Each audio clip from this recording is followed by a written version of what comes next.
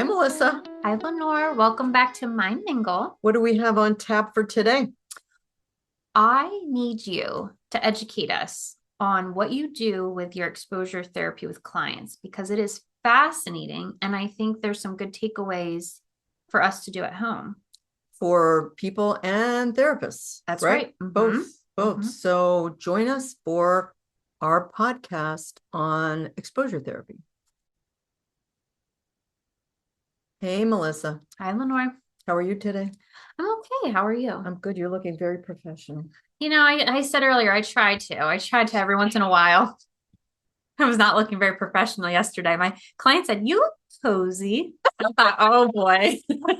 It wasn't even dressed down Friday. It wasn't even dressed down Friday, but no, exposure. Lenore and I were talking the other day about exposure therapy, and people, when they hear exposure therapy, can conjure up all sorts of ideas. But you were explaining something really good to me, and I wondered if you could bring it to the podcast. Yeah, Melissa and I actually collaborate a lot, and we get a lot of ideas and we share a lot. Of course, we don't share client information, but we share a lot of like what works and what doesn't work. And Melissa's always pushing me to get new trainings and try new things because, therapy is not just about talk. It's about, moving people along and getting them to meet their goals.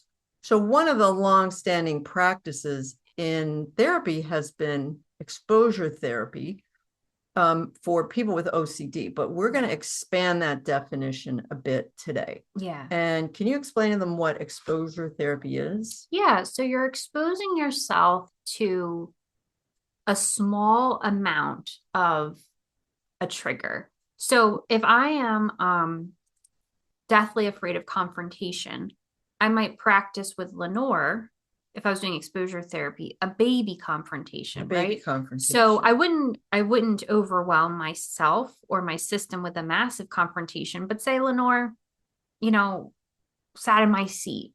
She would make me have this little safe form of confrontation. Right. To say, hey, that's my seat.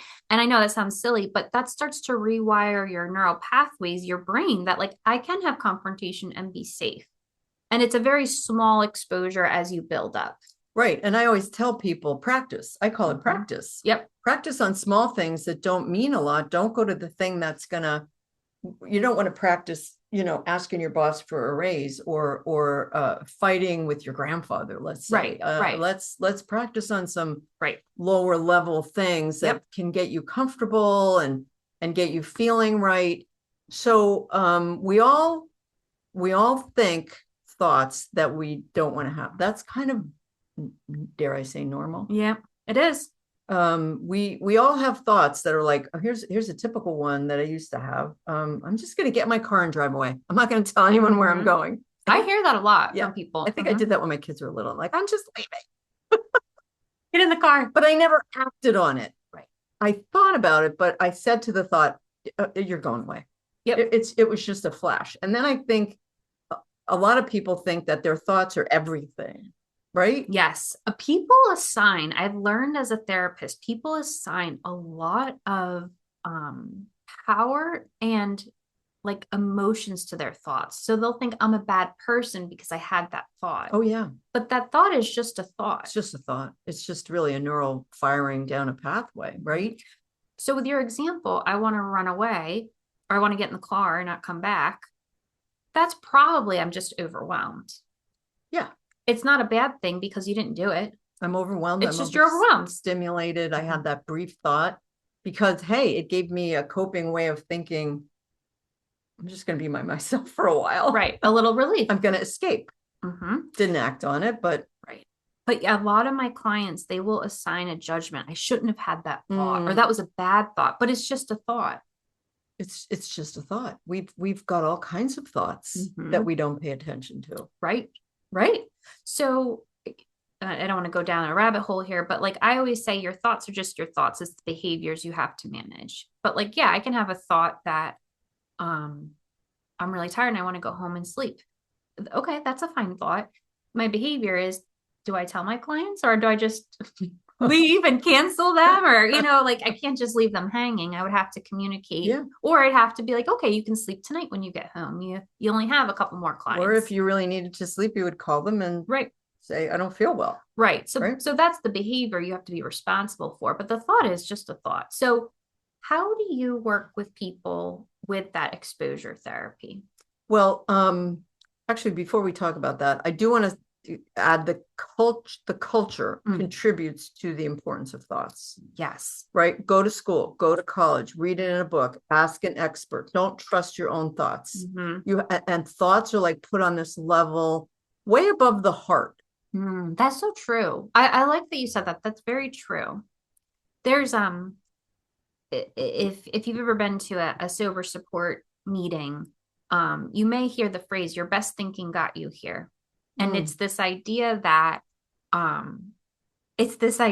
your thoughts aren't good and you need to rely on other people. But that's kind of a double entendre because your best thinking also got you into therapy and to the sober support meetings. And so it's, but yeah, you're making a great point with how the culture views your thoughts. And I do think that's why we maybe hold them to a high standard.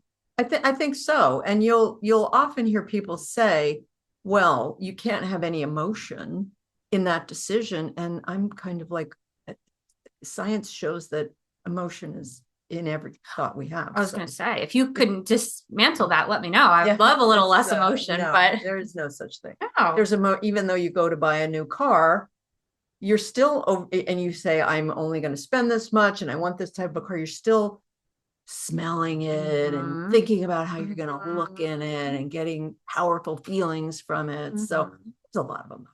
Tons. Anyway, so exposure therapy, this idea came from challenging your thoughts. Yes. So instead of saying, I look fat today, putting that down on paper, right? Putting that down on paper and looking at it and somehow getting it out of your head makes it less powerful, right? Yes. Yes. So I just thought about the modern adaptation of, during one training I was having, put it on your voice memo on your phone. Yes. Record yourself saying it and then listen to it. Yes. Yes. When I was at a retreat earlier in the year, and we did have to do this exercise where you kind of wrote down bad thoughts you had of yourself. And so that's kind of the first part that Lenore was saying. And then we were with a partner and the partner had to read to us our bad thoughts. Yeah. And it was a little torturous for both of us because the partner doesn't want to say these horrible things to you, even though they're your own words. Right. And you hearing it through someone else was like shocking almost. Absolutely. So then you can hear that. And then you could also perhaps record 3 positive thoughts about that thought and then play those back. Yes.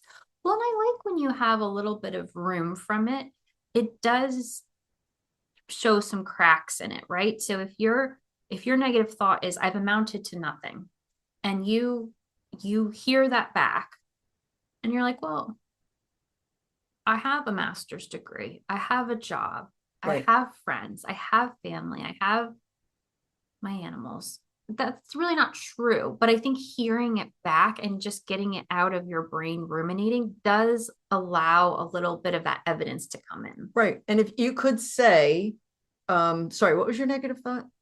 I've amounted to nothing. I've amounted to nothing. And if you could assign a level of distress to that, 1 to 10, I've amounted to nothing. Oh God, that's a 10.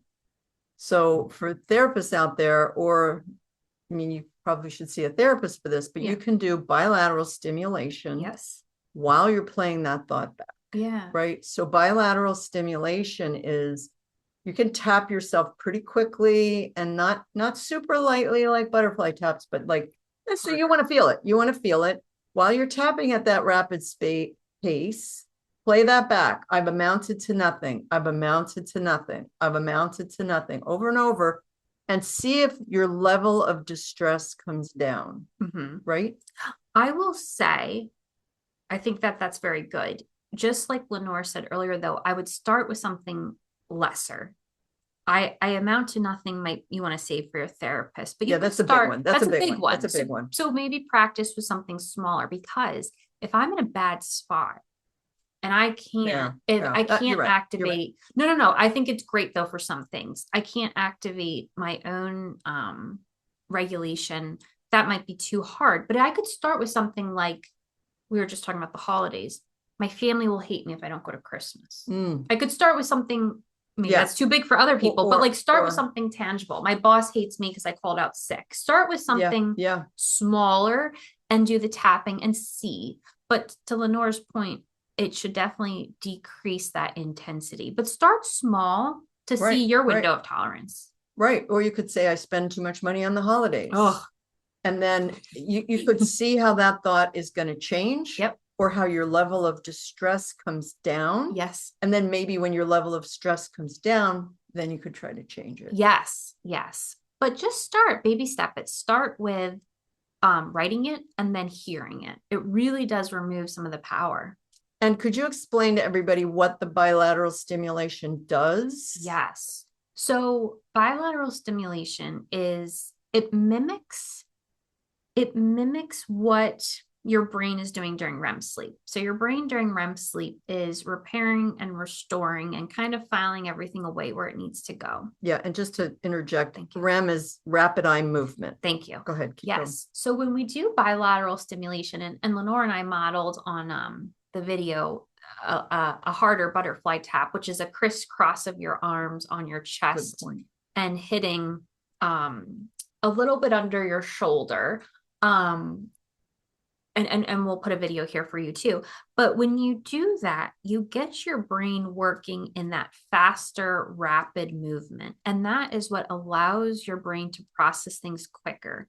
So it can start off with, I spend too much money on the holidays. Okay, why do I spend so much money?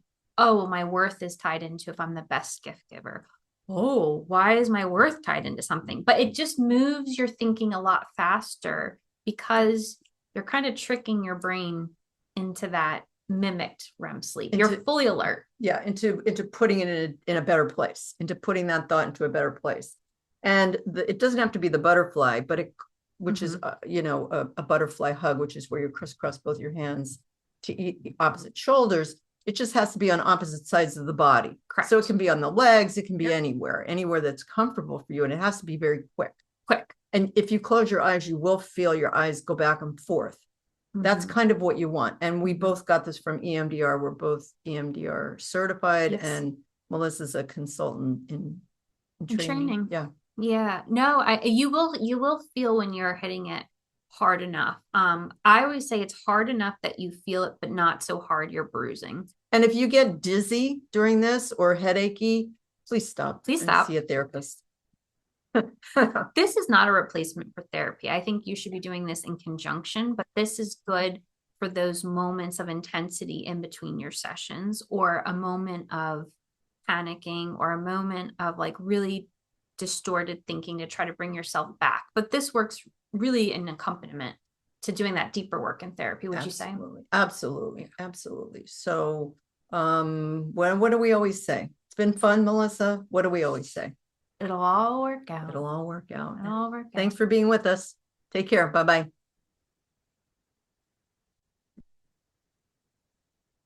All right. So this accompanies the podcast on Mingle, where we were talking about the quick go-to somatic exercises. And we described them on the podcast. But if you're a visual kinesthetic learner like I am, we wanted to give you a visual to go ahead with it. Okay. Let's do the first one. Yes. Ready? Yes. Set, go. Let's go. I was excited. I was ready to keep going. It's a joke. Let's go. Let's go. It gets the energy moving. It gets the blood flowing. It gets you energized. And it's got that verbal component of, right? Yeah, I'm feeling energized.